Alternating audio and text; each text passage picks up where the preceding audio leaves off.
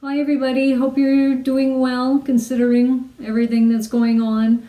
I guess if we're healthy, then we're one of the lucky ones, so have a lot to be thankful for there. I thought I would just share some empties, some things that I decided, okay, I have a bad habit of using 90% of a product and then leaving a little tiny dreg of it left there. Just put that there and I'll finish it later. I don't know why I do that. So since we've been, focusing more on what we have and going out less and buying a little bit less, I figured now's the time to use up all these little bits. So if it looks like, well, that's a lot of this or that, it's because there might have only been this much left in it to begin with. So I'll just start off with what I showed in the thumbnail was the Clairol Root Touch Up.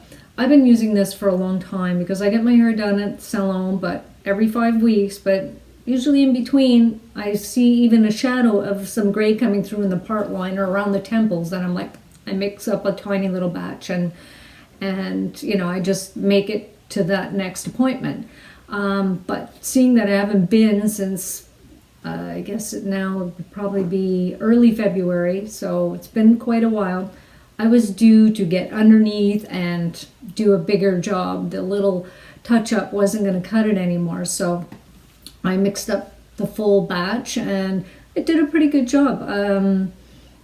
Because I had already used it, I wasn't really nervous about how it was going to turn out. This is a 5G and it's the medium golden brown, and that's more or less how my hair is done at the salon, where my base color is about a level 5, and then she does like baby lights on the top and a little bit underneath, maybe every second or third time depending on how I'm feeling. So but what I like about this is like you only leave it on for 10 minutes, so 10 minutes after you finished applying it.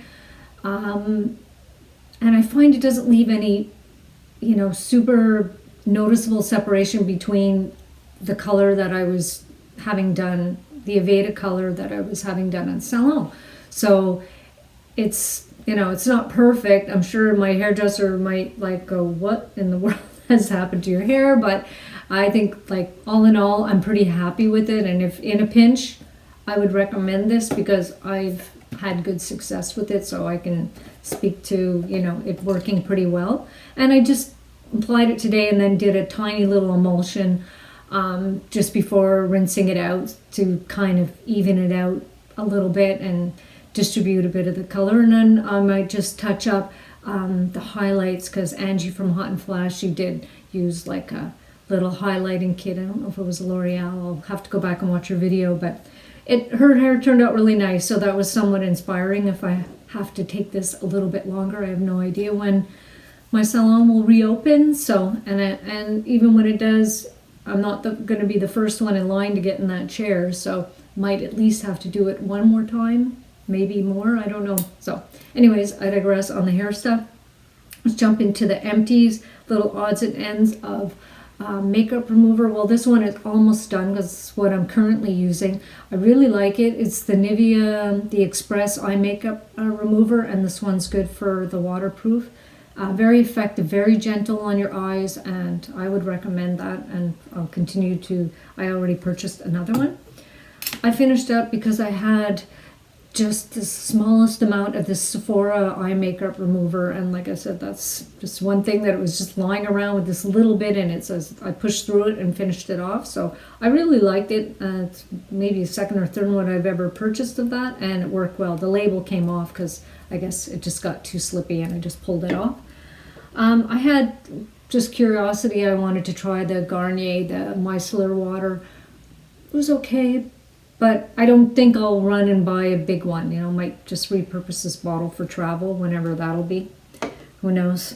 One of tried and true, the Burt's Bees, the cleansing oil for normal to dry skin. This is really nice. It does break down the makeup and you get ready for your next step of your cleansing. And I find it's very gentle around the eyes and doesn't leave me with that blurry eye like some other oil cleansers can. This one's good.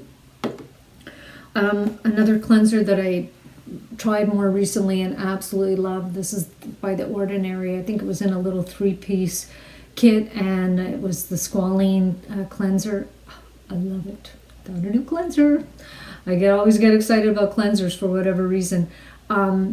This you can skip using an oil before, because it's like a cleanser and an oil at the same time. It comes out like a cream, and you just work it. They tell you to work it into your hands first. I just sort of dab it around, and then I start to work it into skin, and it's super gentle, super effective, because if you use like a toner after, you'll see that you're not left with any makeup on. It works at taking off your eye makeup and your mascara, but I get you have to work a little bit more at that, and that's why I just prefer to go in with a shot of this first, get off, especially when you wear waterproof a lot of times, mascara, and then I'll go over my eyes with this after. Really love it. I'm so happy that I tried it in that 3-piece kit, and then they've come out with the bigger size, so obviously I said, okay, I know I love it and I will continue to use it. So anyways, that was a good find. I finished off the Ordinary High-Adherence primer. I have another one on the go and another one I think in the drawer. I really like this. I find it's nice to either mix in, use it first. You can use it to touch up, just add hydration under your eyes midday and just pat some of that in. It doesn't really disturb your makeup. You could put a little concealer on top after, but it's very good, especially if you use Retin-A and your skin can get a little flaky and dry during the day and you don't want to disturb your whole makeup. It sort of soothes things down and doesn't really change the appearance of your makeup. So this is a good one. Of course, what would it be an empties video without at least one Cerave? So this is just the Cerave PM, still using that. A Cerave eye cream. Most people don't bother with eye cream. I love eye cream. I find it helps with the discoloration, extra hydration. So I'll continue to use little eye creams. I think I ordered a Nivea one, Q10 one, which is on the way. So I'll be interested to try that.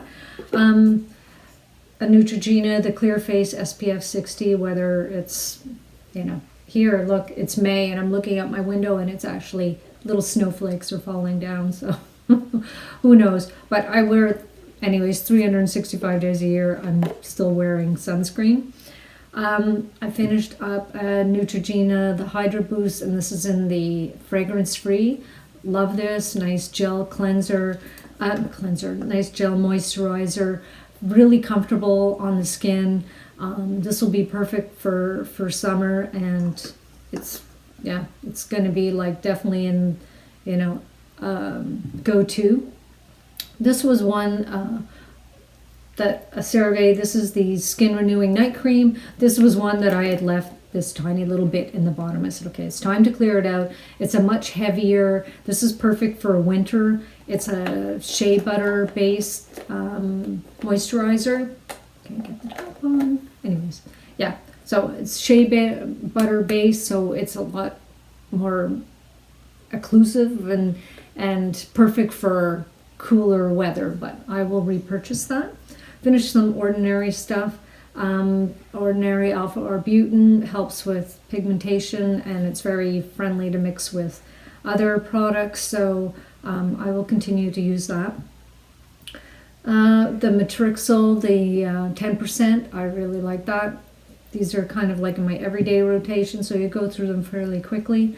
The lactic acid 10%, this one is great. I mean, great when you use Retin-A. It's, pretty potent. 10% is pretty potent in the lactic acid. But another excellent use for this, if you do your own pedicures, which I always have, I just out of curiosity, I said, well, this is great for helping to get rid of flaky skin on your face, so why not put it on your feet? So do my usual routine with the buffing and everything, but you add in about a dime size in the palm of your hand, rub it into your heels and under your feet, wherever it feels dry and, not to your liking. And then, don't mind that. And then you add in some, your moisturizer and put a little pair of socks on. And if you do that for about a week, you'll see an immense improvement in the smoothness of your heels, that any little bit of like that roughness seems to go away. Really, I just, out of curiosity, I just tried it, and now this is going to be in my forever routine, because flip-flop time will come eventually when these snowflakes stop flying. I finished a Nuface primer. Just ordered this on Amazon to do my Nuface device, and it lasts quite a long time, especially if you're using the I use it with some Aven water just to keep it hydrated, and so it lasts a little bit longer. Makeup wise, I went through a L'Oreal Pro Glow, but I changed up the shade. This is the 203, the Nude Beige. Can't see. The Nude Beige, where I was using the 204, the Buff Beige or something. But I haven't gone away again this winter, spring, which I normally would have. So I usually would have a little bit of a base color, and this would be too light, but it's been good for now. A couple of pencils I went through, two kind of basic pencils that I always use. The L'Oreal Infallible, the waterproof pencil, I like that one, and my ever loved Teddy by MAC. So I have another one of each already on the go. Finished up a Rimmel Exaggerate pencil with the twist up kind. Even though you go through these really quick, I really like the angle, I like the formula, I like the shade in Addiction 018, so I finished that. A couple of the Rocket mascaras, I love these. I love that rubberized brush that just grabs your, like it's thick and just grabs your lashes and holds them, and it doesn't leave any clumps, so I like that. A couple of NYX butter gloss. This is in Tiramisu, and this is in Eclair. I'm gonna pick up the Eclair again. It's just a nice light pink with a little bit of a bluish undertone, which I really like. And I find these, they don't give tons of color, but that's kind of the look that I'm most comfortable with, and I don't find them too sticky. Also finished up the Buxom in this is White Russian. Really love this one. These are a lot more sticky than these, so if it's windy, your hair does stick into your lips, but I really like this shade, and who doesn't like that Buxom kind of lip tingle? Really good. One thing that was a fail, so it's going in the trash, is I bought the Sunbum Coconut SPF 30 chapstick thing, and I don't mind some fragrance and flavoring, and this is like you took a pack of stevia and you mix some coconut flavor in and you slap that on your lips. It is so sweet. It tastes sweet. There's not just a fragrance. It's like it tastes sickening sweet, and you don't have to be licking your lips. And when you rub it off to try and get it off, which I was in a hurry to do that, hours later, I still could taste that sweetness. So unless you like it feels like candies on your lip, don't buy Sunbum SPF lip protection. No, that's gotta go.